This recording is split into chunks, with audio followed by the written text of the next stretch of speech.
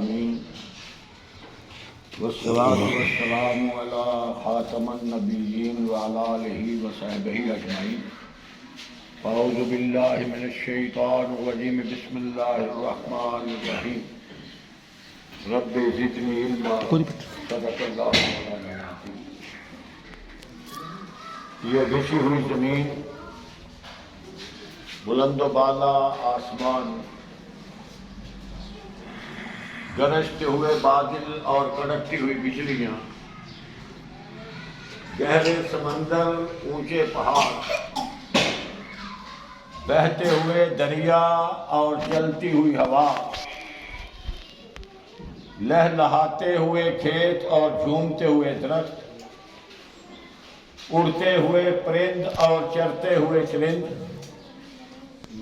پانی میں تیرنے والی مچھلیاں، سوراخوں میں رہنے والی چیونٹیاں، حتیٰ کہ فرشتے بھی جس کی تعریف و توصیف کر رہے ہیں، سب تعریفیں اسی وحدہ لا شریک کے لیے، جو رات کے اندھیرے میں صحرا میں چلنے والی ایک چیونٹی کے قدموں کی آہٹ بھی سنتا ہے۔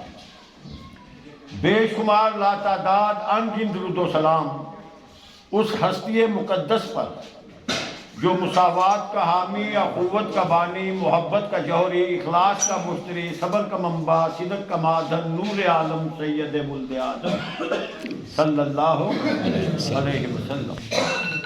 قابل صد احترام میرے بزرگوں، بھائیوں، بچوں، اپنی گفتگو سے پہلے میں اللہ کے حضور دعا گو ہوں، اللہ کریم آپ سب اسلام والی، ایمان والی، صالح اعمال والی، صحت تندرستی والی، عزت و آبرو والی، اطمینان اور سکون والی، زہد و تقوی والی لمبی زندگی عطا فرمائے۔ قرآن مجید کی تعلیم کا ایک رنگ ہی نرالا اور انوکھا اور اجالا ہے۔ اس کا علم ہر مسلمان کے لیے انتہائی ضروری ہے۔ علم نام ہے ہر روز کی تھوڑی تھوڑی واقفیت، یعنی تھوڑی تھوڑی واقفیت کے مجموعے کا نام علم ہے۔ اور آپ سمجھتے ہیں جہاں بھی سورج نکلتا ہے وہاں رات ضرور ہوتی ہے، اندھیرا ضرور ہوتا ہے،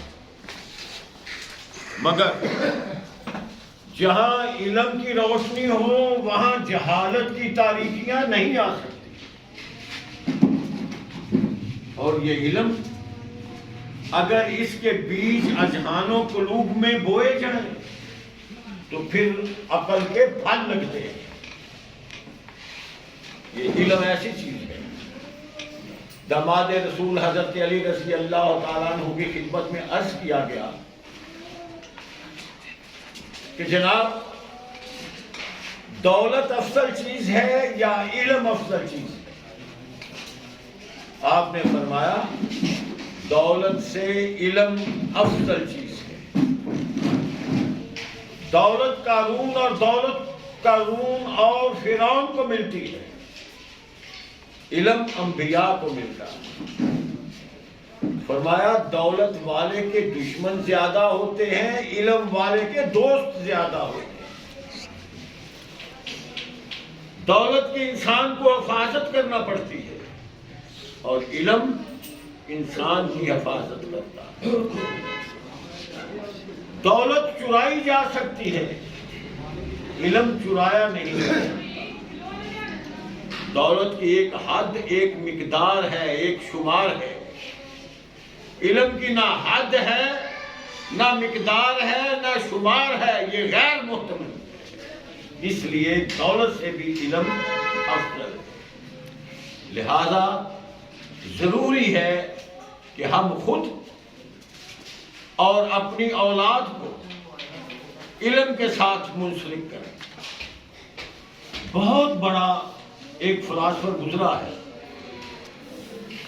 سکندر اس کا نام ہے، اس کی جو لائبریری تھی، جو کتب خانہ تھا، اس نے اس کا نام معالج روحانی رکھا ہوا تھا کہ یہ میرا کتب خانہ جو ہے یہ روحانی بیماریوں کا علاج ہے، معالج ہے، علاج کرتا ہے۔ اسی طرح ایک اسکالر لارڈ مکالے گزرا، اس سے کسی نے سوال کیا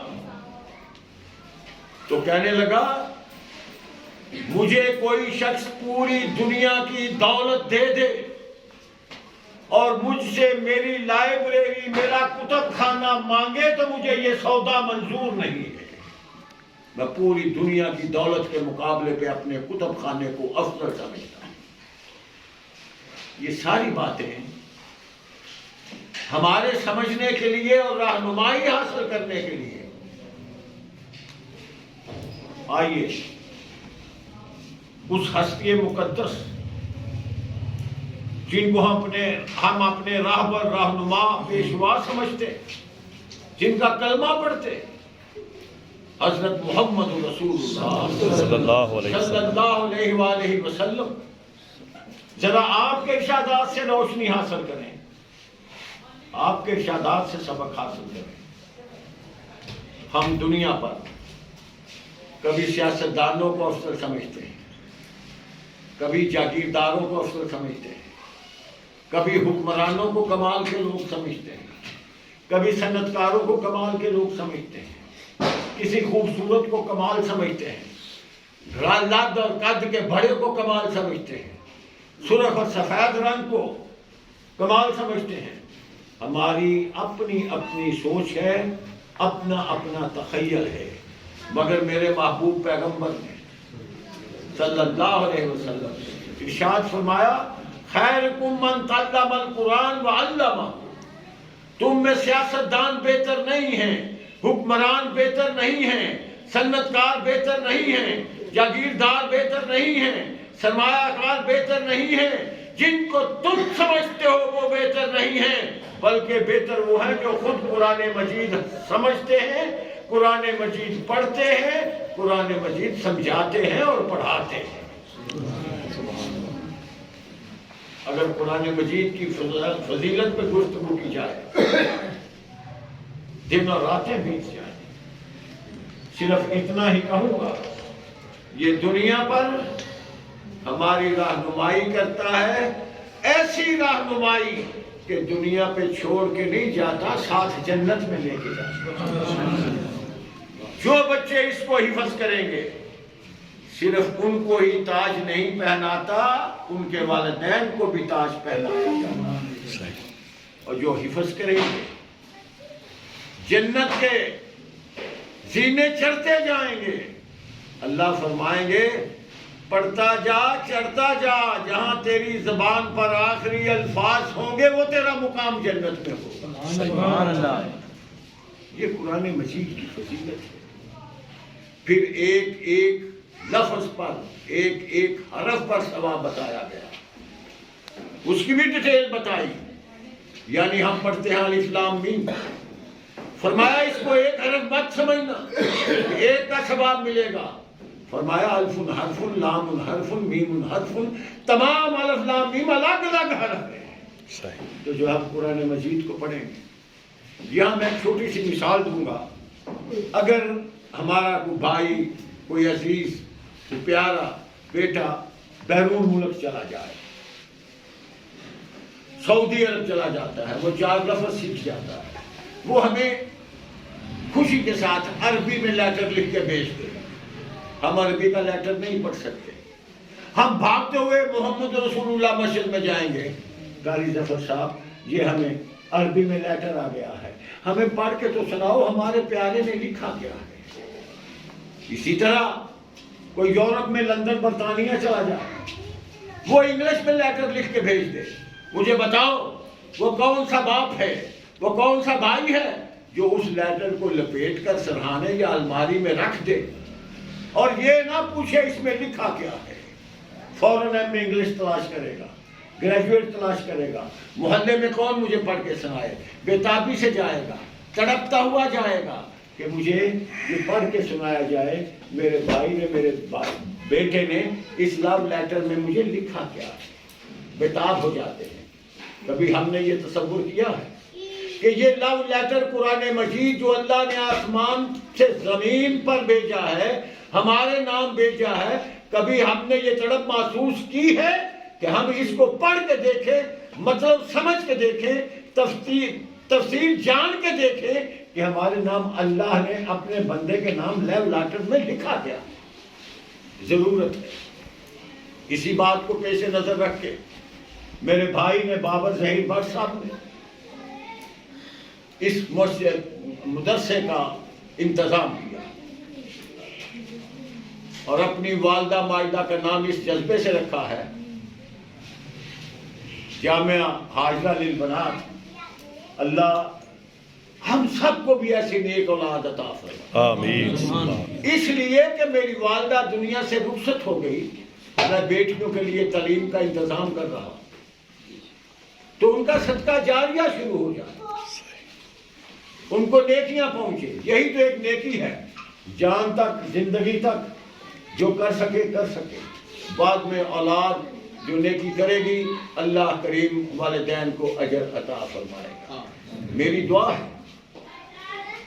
ہے کہ اللہ کریم ہماری والدہ کو فردوس میں اعلیٰ مقام عطا فرمائے۔ آمین۔ نمازی تھے، حاجی تھے، تہجد گزار تھے، قرآن مجید کی تلاوت کرنے والے تھے، اللہ کریم ان کے درجات بلند فرمائے۔ آپ کی خدمت میں یہ گزارش کروں گا، اہل محلہ کی خدمت میں آپ بھی کوشش کریں، اپنی بیٹیوں کو تعلیم کے لیے بھیجیں۔ بڑی بڑی اکیڈمیوں میں بڑی بڑی فیسیں خرچ کر کے ہم اولاد کو پڑھاتے ہیں، تو یہ جو ہماری اصل ذمہ داری ہے، جو اللہ کے نبی نے ارشاد فرمایا، یہ تعلیم سب سے بہتر تعلیم ہے، یہ فری بھی ہو تو ہمیں گوارا نہیں، اس لیے یہاں فری تعلیم ہوگی۔ قاری صاحب کی اہلیہ ہماری بیٹی وہ تعلیم دے گی، طلبات بڑھتی جائیں گی، تعلیم کا معیار بڑھتا جائے گا، اور بھی معلومات آ سکتی ہیں، آپ یہ ذہن میں رکھیے۔ اور ساتھ صاف پانی کا اہتمام، آج سمجھتے ہیں کتنی بیماریاں پھیل رہی ہیں، اور اس گندے اور گٹر کے والے پانی سے ہم پانی پیتے ہیں، یہ 100 150 200 فٹ 100 فٹ کی گہرائی سے، اور پھر فلٹریشن نہیں ہے، اس کا بھی اہتمام اسی غرض سے کیا گیا ہے۔ تو اہل محلہ اس ادارے سے قرآن مجید کی تعلیم حاصل کر کے فائدہ اٹھائیں، اور اس فلٹر پلانٹ سے صاف پانی کی جو سہولت مہیا ہے اس سے فائدہ اٹھائیں۔ اپنے لیے بھی دعا کریں، قاری صاحب کے لیے، ان کی اہلیہ کے لیے، بٹ بابر صاحب کے لیے، ان کی والدہ کے لیے، سب کے لیے دعا کریں۔ اللہ کریم اپنی رحمت سے، اپنے کرم اور فضل سے، اپنی نعمتوں سے اس دنیا پر بھی نوازے، آخرت میں بھی نوازے۔ اللہ میرا آپ کا حامی و ناصر ہو، ہمیں اس ادارے سے فائدہ اٹھانے کی توفیق عطا فرمائے۔ وآخر دعوانا الحمدللہ رب العالمین۔